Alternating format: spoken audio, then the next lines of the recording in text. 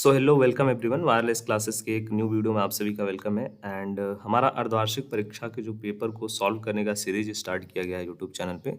उसमें आज हम देखने वाले हैं अर्धवार्षिक परीक्षा का पेपर। ठीक है, आप सभी का जो सब्जेक्ट है मैथ गणित उसका, और किस क्लास का है ये आप सभी का क्लास 9th का रहने वाला है। ठीक है, सो कंप्लीट पेपर देखेंगे, लाइक कितने क्वेश्चंस रहने वाले हैं, किस प्रश्न को कितने नंबर के लिए पूछा जाएगा।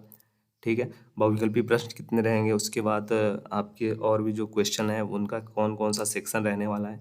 सबसे पहले हम यहाँ पे देख सकते हैं जो टाइमिंग यहाँ पे दिया जा रहा है वो 3 घंटे 15 मिनट है, जो आप सभी का ऑफिशियल टाइमिंग रहता है।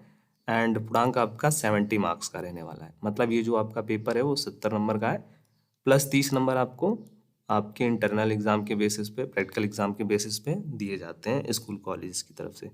ठीक है, कुछ इंस्ट्रक्शन आपको देखने को मिलेगा। अगर इंस्ट्रक्शन दिया हुआ है निर्देश तो आप उसको पढ़ना, अगर नहीं दिया हुआ है तो आप नेक्स्ट आगे के क्वेश्चन की तरफ चलना। सो देखिए यहाँ पे सबसे पहले यहाँ पे खंड अ दिया हुआ है। ठीक है, सो खंड अ में जो है ना बेसिकली आपके जितने भी अति लघुत्तरी वाले प्रश्न हैं, आपके जितने भी मल्टीपल चॉइस क्वेश्चन मतलब बहुविकल्पी प्रश्न जितने भी हैं, एमसीक्यू टाइप क्वेश्चन वो दिए जाएंगे बेसिकली। एंड ये आप सभी के मिनिमम 20 रहने चाहिए। ठीक है, यहाँ पर भी आपके 20 दिए गए हैं। हाँ, 20 आपके बहुविकल्पी प्रश्न दिए गए हैं जो आप सभी का जो खंड अ है उसमें दिया जाता है। सो सबसे पहले हम बहुविकल्पी प्रश्नों के उत्तर देखते हैं। ठीक है, कौन से प्रश्न का क्या सही उत्तर होगा।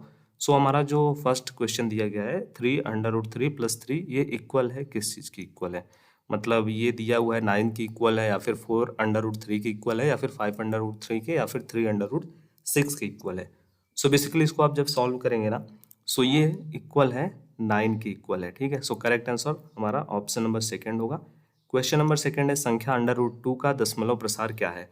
सो √2 का जो वैल्यू होता है दशमलव में 1.414 होता है, आप सभी को पता होना चाहिए।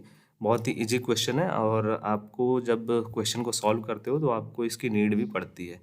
ठीक है, क्वेश्चन नंबर 3 दिया हुआ है एक परिमेय संख्या होती, एक परिमेय अपरिमेय संख्या है। ठीक है, अपरिमेय संख्या इसमें आपको पूछा गया है √4/9, या फिर √12 डिवाइडेड बाई √13, या फिर √7, या फिर √81। ठीक है, सो इसमें जो अपरिमेय संख्या है वो है √7। ठीक है, बाकी सभी क्या है, बाकी सभी परिमेय संख्या है। परिमेय संख्या क्या होती है, अपरिमेय संख्या क्या होती है, उसका कॉन्सेप्ट आपको पता होना चाहिए। इससे रिलेटेड आपको क्वेश्चन बहुत देखने को मिलेंगे।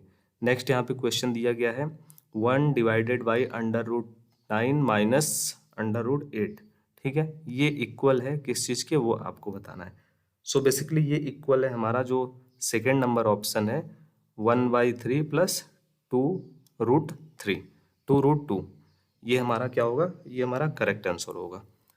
और नेक्स्ट यहाँ पे दिया गया है आपका फिफ्थ नंबर क्वेश्चन, बहुपद दिया हुआ है 2x² + 7x - 4 के शून्यांक में से एक है। ठीक है, 2 है, या फिर 1/2 है, या फिर -1/2, या फिर -2।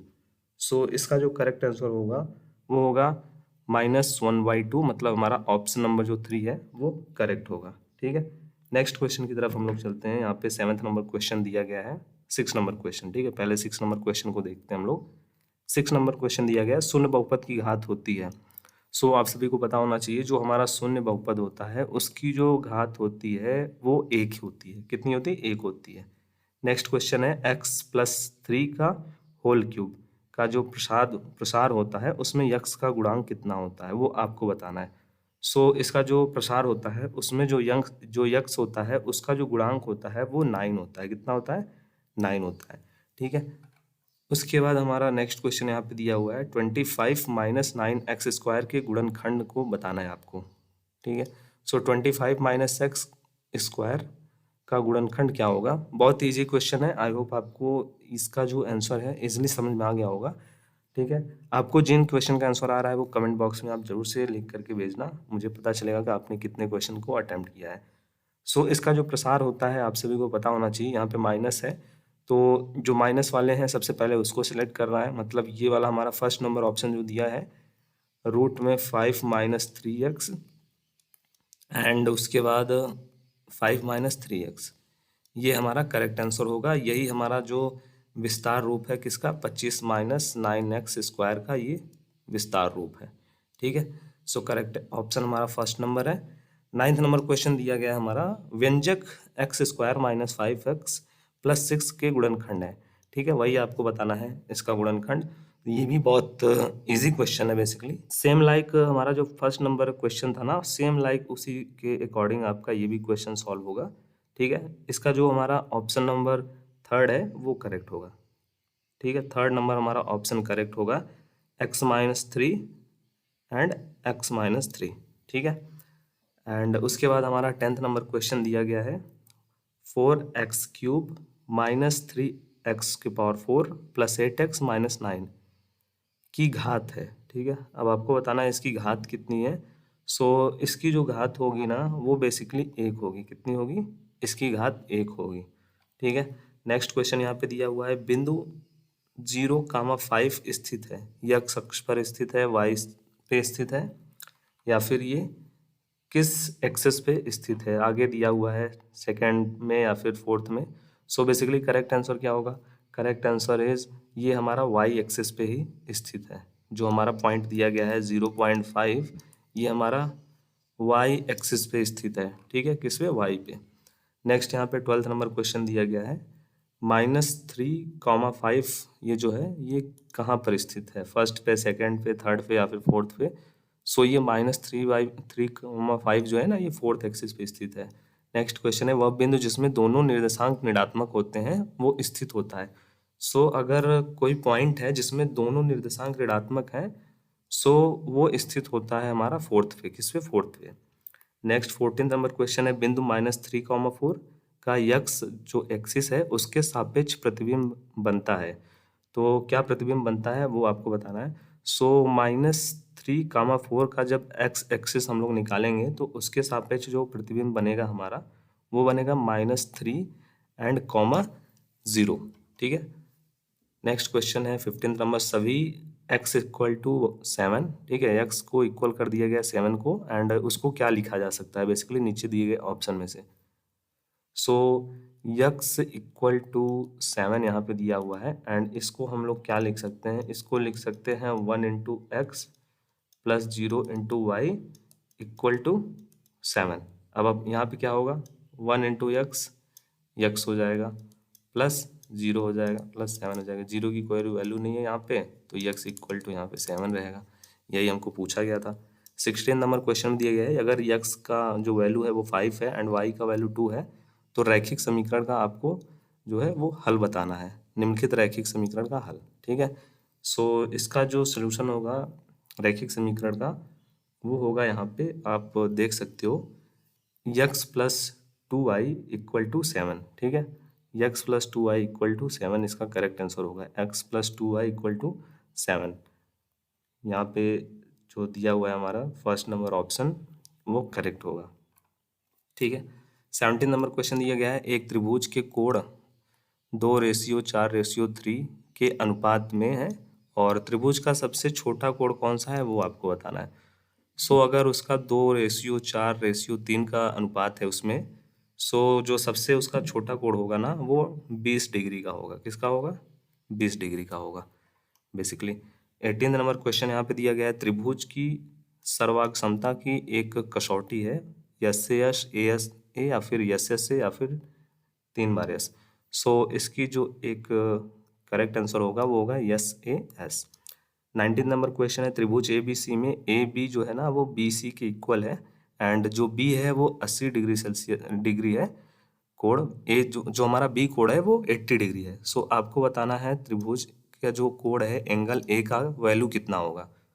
सो अगर A B and B C, A B जो हमारा है वो इक्वल है बी सी के, और बी जो हमारा एंगल है, कोण है, उसका जो वैल्यू है वो 80 है।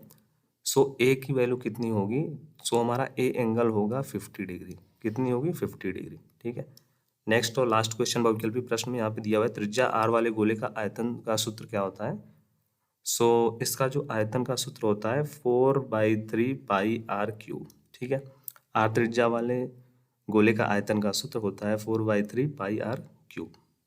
सो यहाँ पे आपके जो बहुविकल्पी प्रश्न वाले सभी सेक्शन थे वो कंप्लीट होते हैं। उसके बाद आपका स्टार्ट होता है खंड नंबर ब, ठीक है, जिसमें आपके सभी वर्णात्मक प्रश्न रहते हैं। देखो यहाँ पे प्रश्न नंबर फर्स्ट दिया हुआ है एंड इसमें जो टोटल नंबर ऑफ क्वेश्चंस हैं वो कितने हैं, नंबर ऑफ टोटल क्वेश्चंस हैं टोटल 6 और ये 2-2 नंबर वाले प्रश्न हैं।